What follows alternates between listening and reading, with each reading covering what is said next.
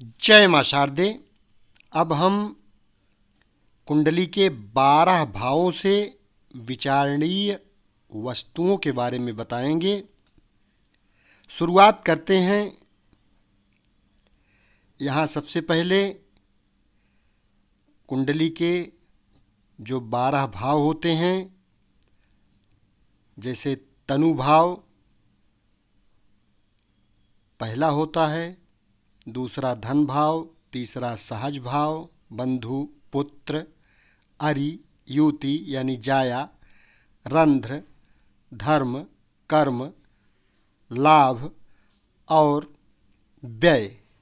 इस प्रकार से कुंडली के जो 12 भाव होते हैं, 12 भावों के नाम हैं।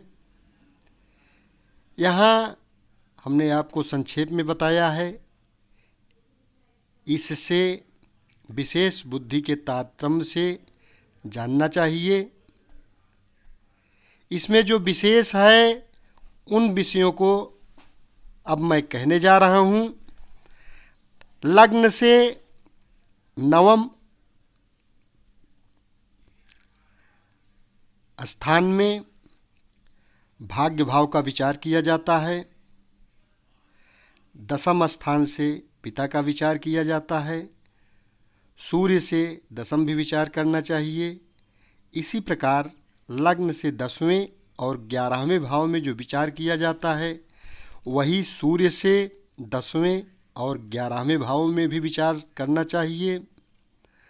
लग्न से चौथे, दूसरे, 11वें और भाग्य में जो फल विचार किए जाते हैं, वही चंद्रमा से भी उन्हीं चौथे, लग्न, 11वें और भाग्य भावों से विचार करना चाहिए। लग्न से तीसरे भाव से जो विचार होता है, उसे मंगल से तीसरे भाव में भी विचारना चाहिए। लग्न से छठे भाव से जो विचार होते हैं, वही बुध से छठे भाव से भी विचारना चाहिए। गुरु से 5वें भाव में पुत्र का और शुक्र से 7वें भाव में स्त्री का, शनि से 8वें और 12वें भाव में उन भावों का विचार करना चाहिए। जिन जिन भावों का जो विचार करना हो, वह उन भावों के स्वामियों से भी करना चाहिए। कुंडली में पहले भाव से शरीर, रूप, रंग, ज्ञान, वर्ण, ब्रह्मणादि, बल, निर्बल, शील, स्वभाव और प्रकृति का विचार किया जाता है। दूसरे भाव से धन, धान्य, कुटुंब, शत्रु और धातु रत्न आदि का विचार करना चाहिए। तीसरे भाव से नौकर, उपदेश, यात्रा और पिता के मरण का विचार किया जाता है। चौथे भाव से वाहन यानी सवारी, बंधुओं का, मातृसुख का, निधि यानी गड़े हुए धन का, क्षेत्र यानी खेत का, ग्रह का विचार करना चाहिए। पांचवें भाव से यंत्र, मंत्र, विद्या, बुद्धि, प्रबंध, पुत्र और राज्य के स्खलन का विचार किया जाता है। छठे भाव से मामा के मरण की शंका, शत्रु और व्रण का तथा सौतेली माँ का विचार किया जाता है। कुंडली के 7वें भाव से स्त्री, मार्ग, यात्रा, व्यापार, नष्ट वस्तु और मृत्यु का विचार करना चाहिए। कुंडली के 8वें भाव से ऋण लेना देना, गुदा की बीमारी, पूर्व जन्म और इस जन्म का विवरण, ये सब विचार करना चाहिए। नवम भाव से भाग्य, साले का, भाई की स्त्री, तीर्थयात्रा आदि का विचार करना चाहिए। कुंडली के 10वें स्थान से राज्य, आकाशवृत्ति, प्रतिष्ठा, पिता, परदेश आदि का विचार करना चाहिए। कुंडली के 11वें भाव से अनेक वस्तुओं की प्राप्ति, पुत्र, स्त्री, पशुओं की वृद्धि तथा लाभ आदि का विचार किया जाता है। कुंडली के 12वें भाव से व्यय, शत्रु का वृत्तांत, खर्च आदि का विचार करना चाहिए। जिन जिन भावों के स्वामी अस्त हों, त्रिकेश 4, 8, 12 के स्वामी से युत हों, भाव को न देखते हों, मृत, वृद्ध अथवा सुप्त अवस्था में हो व पीड़ित हों, तो उन भावों के फल नष्ट हो जाते हैं।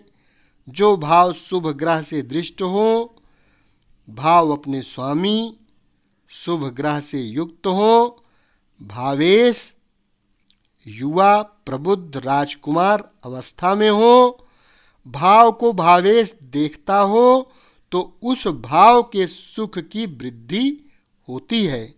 यह नियम सभी भावों में साधारणतः समझना चाहिए।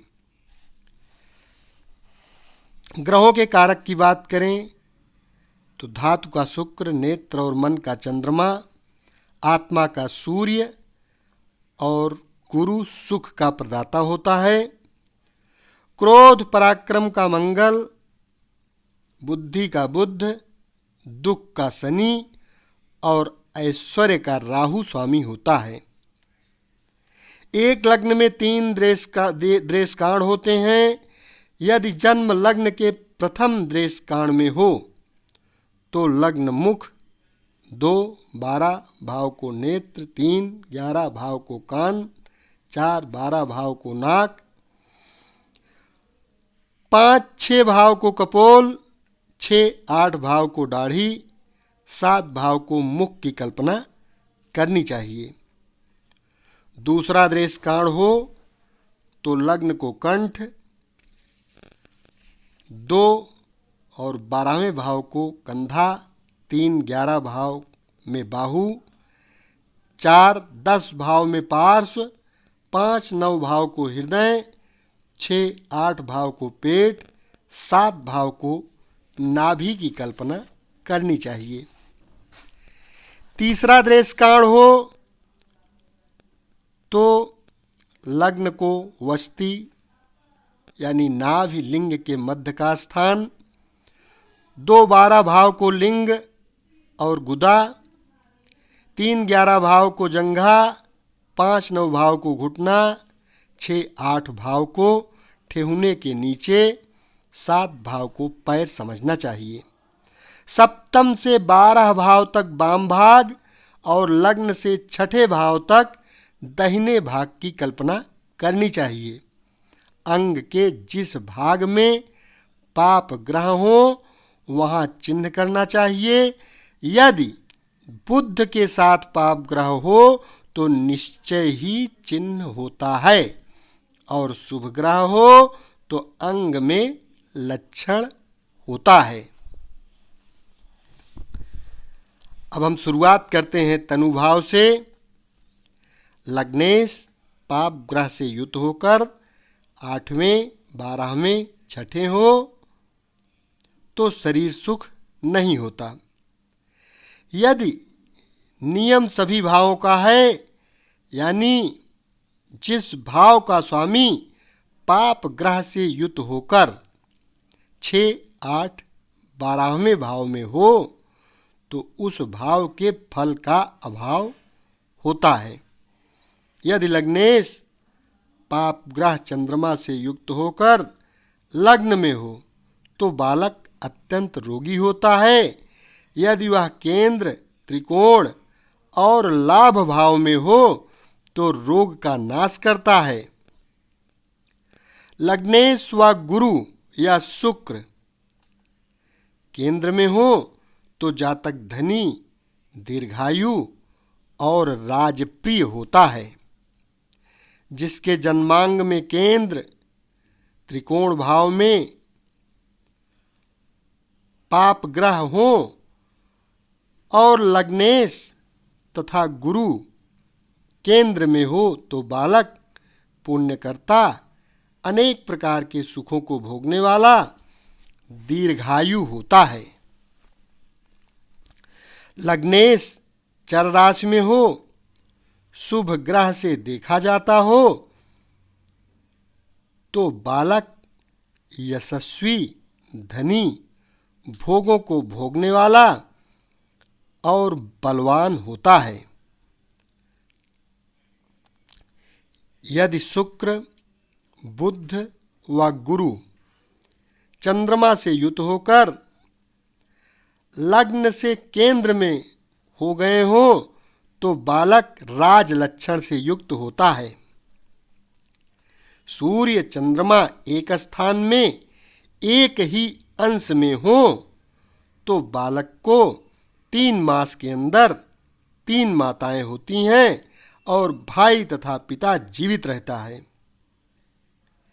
लग्न में राहु हो, उसे चंद्रमा देखता हो। लग्न के नवमांश में शनि, गुरु हो तो यमल बालक होते हैं। अब हम कुंडली के दूसरे भाव धन भाव फल की बात करते हैं।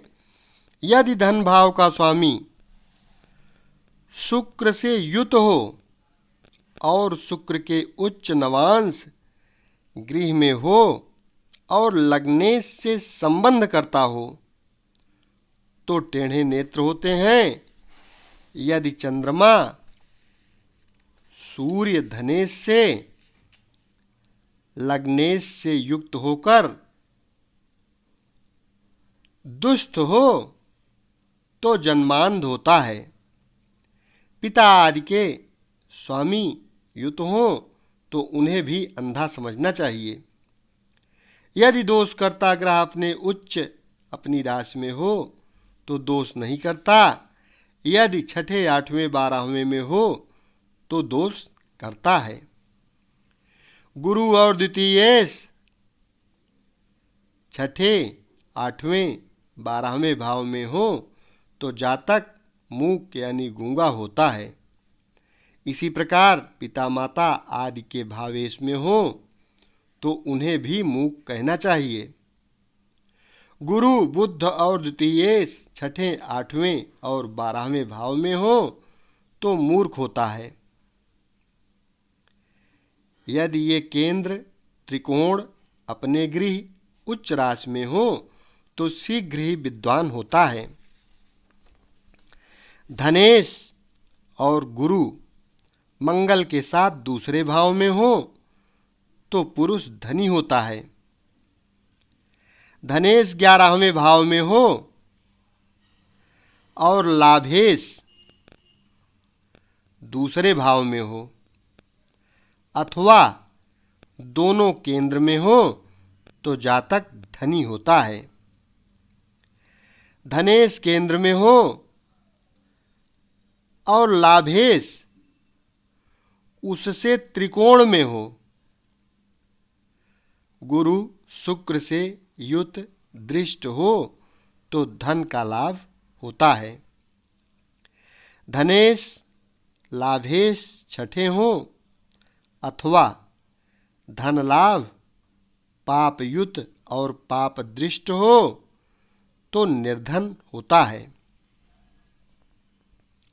धनेश लाभेश पाप ग्रह से युत होकर छठे, 8वें, 12वें भाव में हो तो जन्म से ही जातक दरिद्र होता है और भिक्षा मांगकर खाने वाला होता है। यदि धनेश लाभेश छठे, 8वें, 12वें भाव में हो और 11वें भाव में मंगल धन भाव में राहु हो तो राजदंड से धन का नाश होता है। 11वें भाव में गुरु हो, दूसरे भाव में शुक्र हो और धनेश शुभ ग्रह से युत हो तथा 12वें भाव में शुभ ग्रह हो तो धर्म के कारण द्रव्य का व्यय होता है। द्वितीय भाव का स्वामी शुभ ग्रह से युक्त होकर केंद्र त्रिकोण में, मित्र क्षेत्र में व अपनी राशि में अथवा शुभ ग्रह की राशि में हो तो पुण्यवान कुटुंब की रक्षा करने वाला होता है। धनेश अपने उच्च में हो और गुरु से देखा जाता हो तो प्रतापी एवं सहस्रों रक्षकों को रखने वाला होता है। धनेश शुक्र बुध से युक्त होकर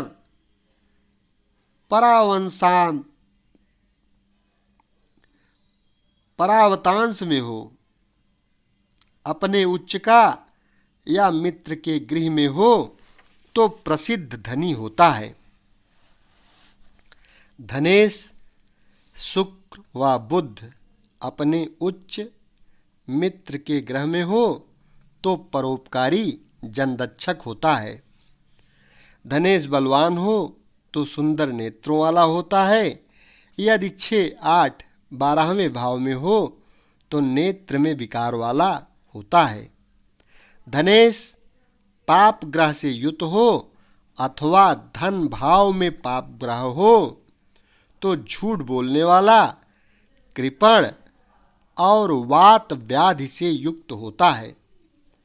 इस प्रकार से कुंडली में लग्न यानी पहले भाव और दूसरा भाव जो धन का भाव होता है,